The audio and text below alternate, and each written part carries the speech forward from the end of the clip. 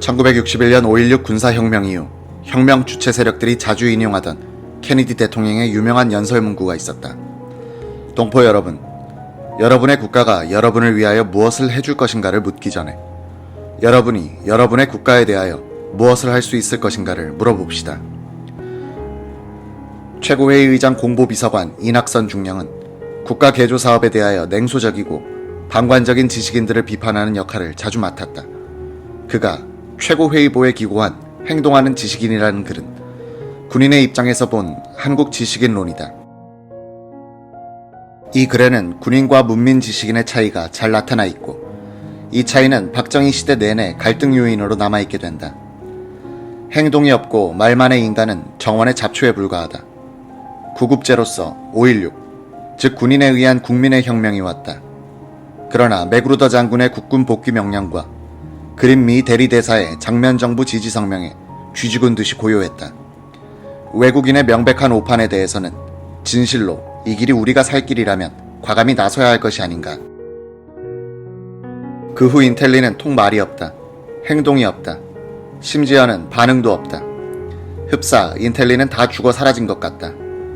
강풍이 스쳐 전국의 무풍의 상태로 안정되니까 사사건건 냉소적인 논지로 일관하고 군의 실책을 동정으로 커버하는 듯하면서 이면으로 멸시와 야유를 뒤섞어 목매한 국민에게 이유 없는 반감을 양성케 하고 정권 이양 시기의 단축을 위해 압력을 가한다는 형식으로만 일주하고 혁명 과업의 완수에 대하여서는 성의가 보이지 않는다.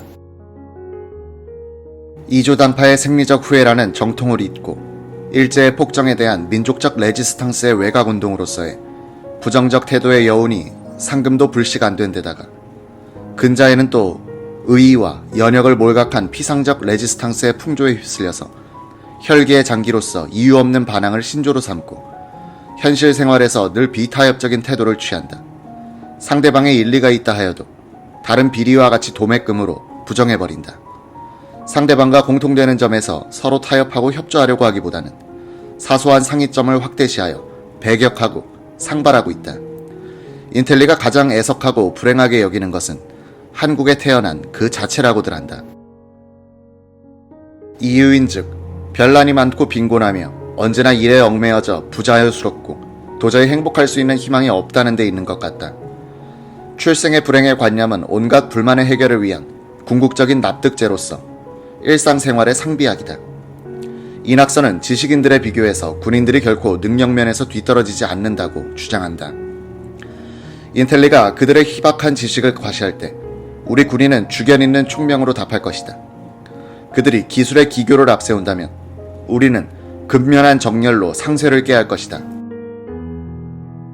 뇌 조직의 발달에는 건전한 심신으로 대치케 하고 개인적 유능에 의한 공격에 대하여는 단체적 협동력의 위력으로 방패 삼을 것이다.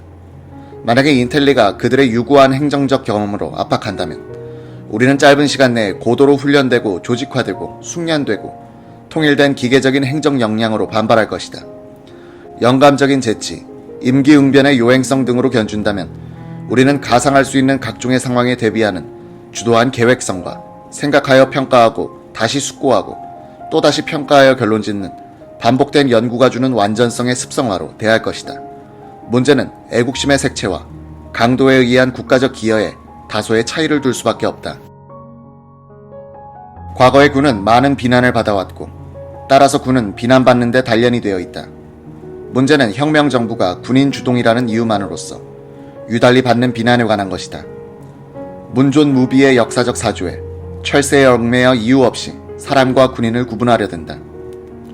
인텔리들이 군인과 민간인이 마치 전혀 색다른 천성을 가진 것이냐, 양자 간의 특수한 문제에 대한 견해가 전혀 다른 것으로 취급하는 일이 많았다는 것은 위험하고 해로운 허위인 것이다. 영어의 인민이라는 단어의 어원인 populous라는 말의 참다운 의미는 고대 로마 시대의 무장군이라는 뜻이다. 군을 구성하는 개인은 국민 또는 시민으로서의 기본적인 품성을 포기하는 것을 의미하지 않는다. 오히려 자유와 인권이라는 정신과 합치되게 무기를 행사하는 방법을 배우는 대학원 과정에서 교육을 받고 있는 것으로 비견할 수 있다는 것이 사실이다. 어느 지성인의 외침을 들어보자. 자유, 그것이 그립거든 그 행사에 책임을 느끼는 습성을 확립하자. 자유, 그것이 그립거든 빈곤이 주는 고통을 연대적으로 느끼는 박애심과 동포애를 확립하자. 혁명정부의 무위 행사는 누려서는 안 될 자유를 억압하여 누려야 될 자유를 보호 조장하는 경우와 범위에 한정되며 필요한 최소한을 벗어날까 항상 신경을 쓰고 있다. 밀폐된 연구실에도 세기의 파동은 파급한다. 인텔리들이여 가슴을 열어 사회와 민족 그리고 국가를 받아들여라. 기아가 된 사회, 설사 그가 버림받을 이유가 충만하다 하자. 반불황자가 된 사회, 거린과 절도가 된 민족, 빈사의 중태에 빠져 지금 당장이라도 죽을 조국이 길손에 엎이어 여러분의 문전에 다다랐다. 박정희 의장을 주체로 하는 장교 집단의 가장 특이한 점은 민간 지식인들이 해내지 못한 경제 발전을 해냈다는 점일 것이다. 특히 군인과 사람을 구별하여 군인들을 경멸해온 우리 지식인들의 가장 큰 문제점은 높은 비판력에 어울리지 않는 초라한 추진력이었다고 이 낙서는 비판하고 있다.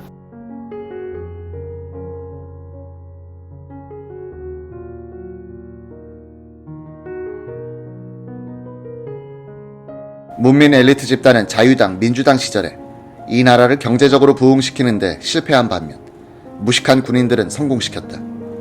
이 낙서는 진짜 무식하고 무능한 쪽은 말만 앞서고 행동력이 없는 인텔리들, 바로 당신들이요 라고 말하고 있는 셈이다.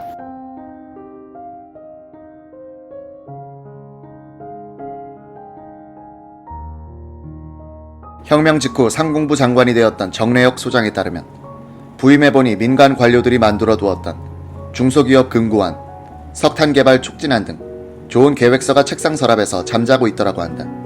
정 장관은 이런 우수한 인력을 가지고도 왜 이 정도밖에 일을 하지 못하는가 싶어서 그 계획서를 꺼내놓고 실천에 돌입했다는 것이다.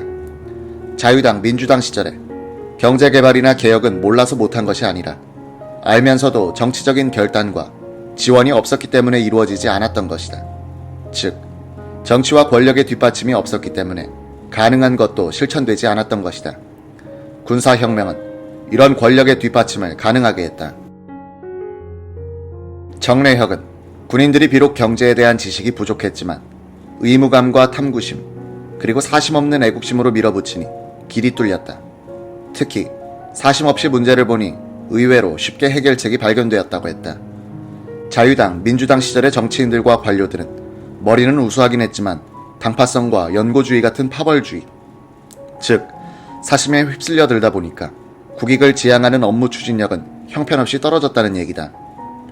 학계에서 5.16 군사정권으로 등장한 군 엘리트를 국가 엘리트, 그 전에 지도층을 전통 엘리트라고 분류하는 것도 행동의 기준을 국익으로 삼느냐, 당파적 이해관계로 삼느냐에 따른 구분이다.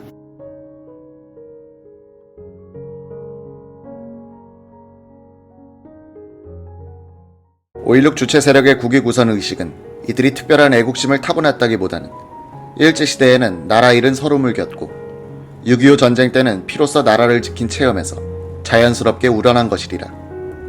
군인 집단이 주도한 건국, 독립, 혁명은 세계 역사상 전례가 많지만 군인들에 의한 경제 개발은 희귀하다. 경제에 대하여 문외 아닌 장교들이 의무감, 탐구심, 애국심으로 무장하여 경제를 배워가면서 20세기의 대표적인 성공 사례를 주도했다는 점은 연구 대상이다.